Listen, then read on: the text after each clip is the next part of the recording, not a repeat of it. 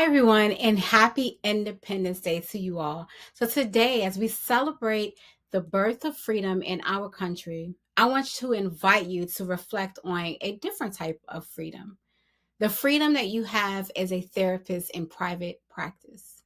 So, if you're anything like me, you probably wanted to start a therapy practice because you wanted something that felt more aligned with like your values. You wanted more freedom.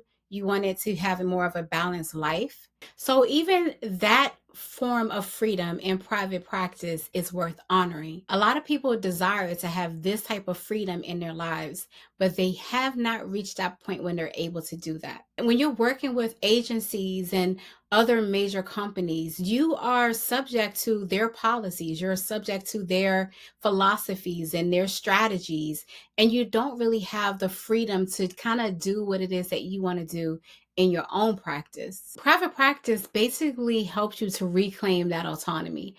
It allows you to be able to do things that you're not able to do when you're boggled down with the major system that you may be working for. But what I have found in my experience is that this freedom that we are able to have in private practice is actually not just for ourselves, but it also benefits our clients. So let's talk about 5 freedoms that you have when you step into private practice. The first one is freedom of time. So you get to design your schedule in the way that you want it to be.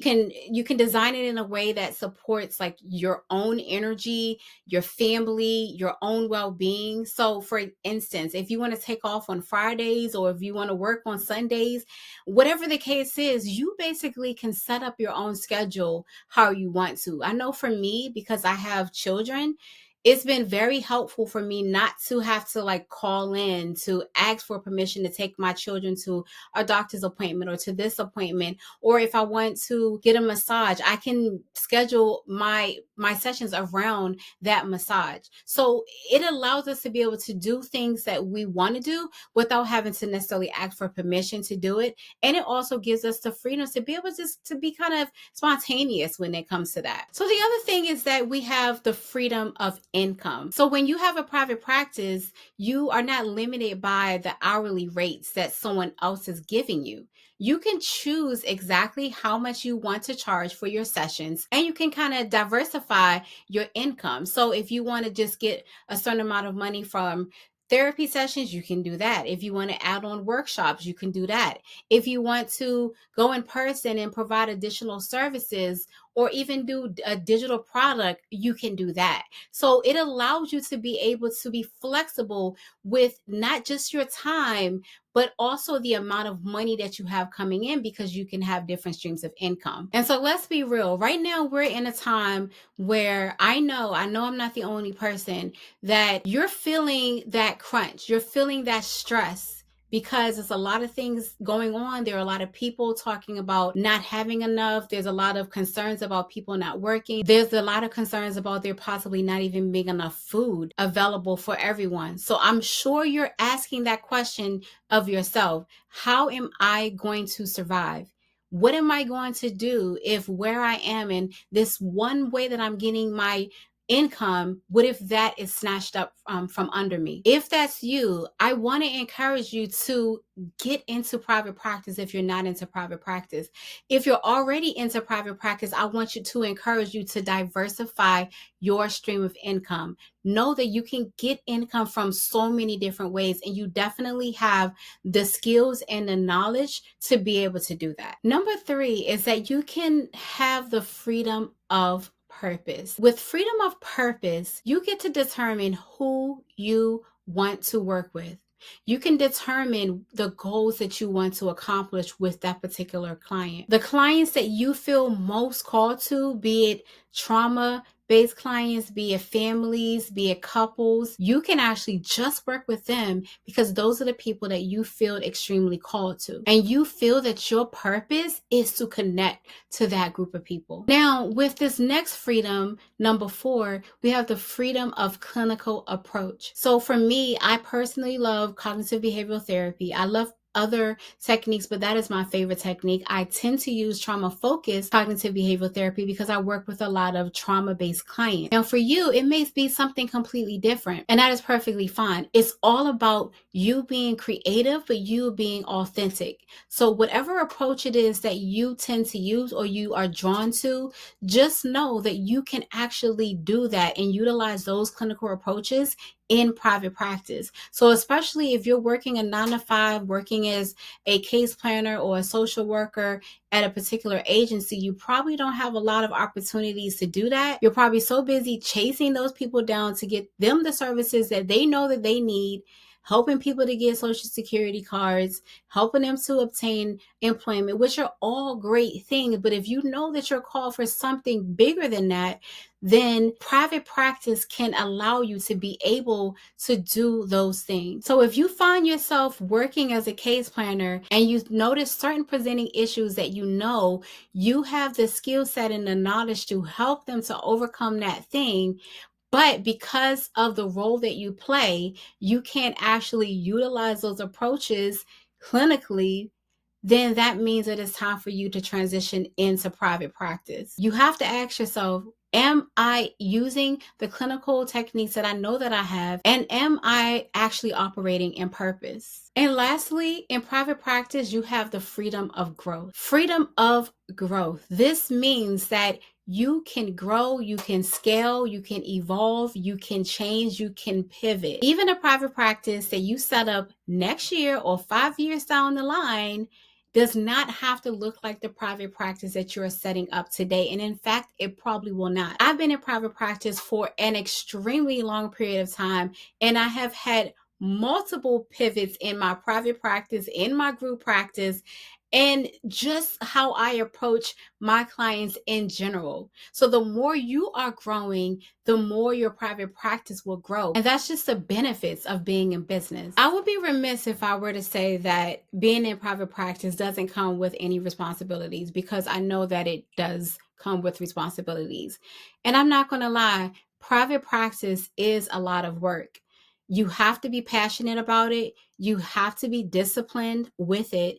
And you have to know what your end goal is, because if you don't know where you're trying to go, you're not going to go anywhere. And you'll find yourself making excuses about not taking action in your practice. And I even mean for those of you who are sitting on the sidelines saying that you want to start your therapy practice and you still haven't started it. So I do have a couple of tips for you. The first thing that I want you to do is to shift your mindset from an employee to an entrepreneur. So you have to remember that you are the CEO of your practice now. A CEO is not just one track minded. You have to think about the bigger picture. You have to think about everyone that's involved, where you're going, what's your mission, what's your vision, and everything in between to help you to get to that place that you want to be. The reason why a lot of you guys are not growing in your private practice is because you are still operating your private practice as an employee. You got to shift your mindset from an employee mindset to an entrepreneur's mindset. Another thing I want you to do is just release yourself from the fear of judgment. This is one thing that I noticed that I have experienced, and then also so many other therapists experience, where they will not take action in their practice because they're afraid of what someone else is going to say.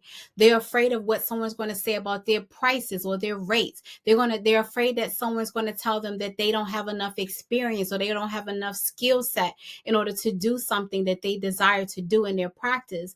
They're afraid that they're going to make a mistake, when honestly, nobody out here is perfect. There's so many resources that you can use to help you to build your therapy practice, and also to make sure that you're hitting on all of those important legal and ethical points as well. So there really is no excuse. If you have an issue, or if you're concerned about making a mistake in your therapy practice, then make sure you have the right people in line to ensure that all those pieces are taken care of. For instance, if you are concerned about legal issues, get a lawyer. If you're concerned about financial issues, get an accountant or work with a CPA.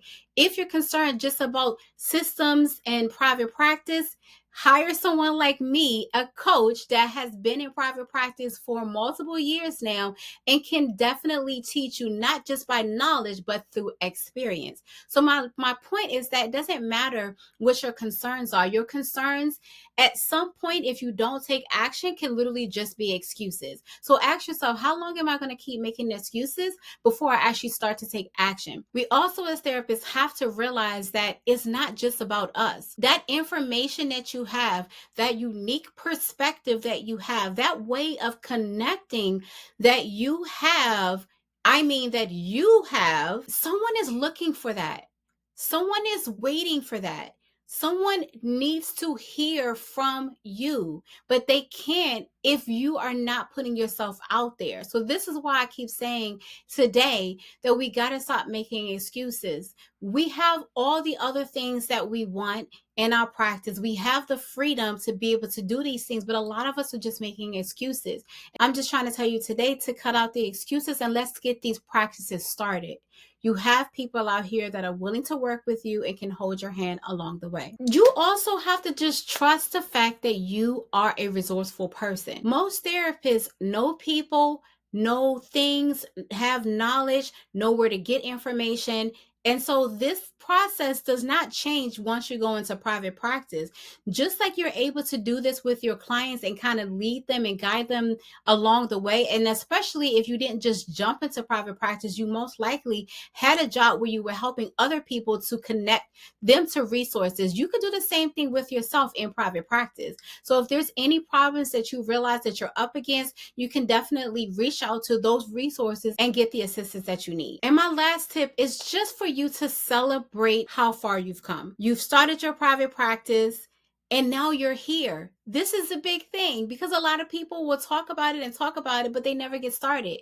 And if you happen to be one of those people that's been talking about it, you're watching this video now. So that means that you're probably serious about actually doing it. So let's get it done. And you can be grateful for the fact that we're here today, that you are recognizing the things that have caused you to be blocked and taking action in your therapy practice, and also being able to see that there's so many opportunities of freedom in private practice. So when we look back into the history of Independence Day, we see a lot of people who worked hard for their freedom. In many ways, your journey of private practice is just like really a small version of that. You have chosen to claim your independence, to build something of your own, and to build it in a way that feels true to you. And that deserves to be celebrated. So today, I hope you take out some time to just reflect on the freedom that you've created in your own professional life. And if you like help building freedom into your practice, I want you to book a consultation with me and let's get this private practice started so you can have the freedom that you deserve and that you desire. So in the comments, let me know, what are some of the freedoms that you are grateful for in private practice? Happy Independence Day, and thank you for the work that you're doing in this world. Take care, authentic therapists.